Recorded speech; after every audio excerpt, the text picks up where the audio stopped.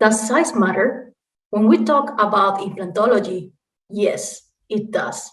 Nowadays, we can do less invasive procedures and take advantage of new technologies and discoveries, and with these, increase our patients' quality of life. My name is Susy Linder. I am specialized in periodontics and implantology and part of the global medical education team at the Straumann headquarters. Today, I will talk about the use of extra short dental implants as a less invasive alternative option for patients with atrophic posterior ridge. Did you ever have a patient who requests a dental implant bone fixed restoration, and when you evaluate the bone availability, you encounter a situation like this?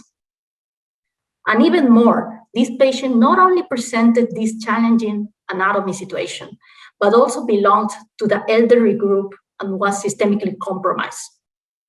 I am sure that many of you have experienced a situation like this before.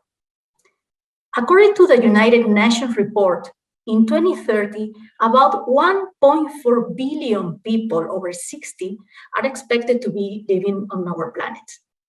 And by 2050, this number globally will double.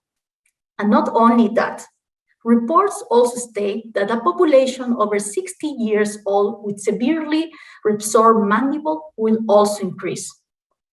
17% in Europe by 2030 and 25% in the USA by 2050.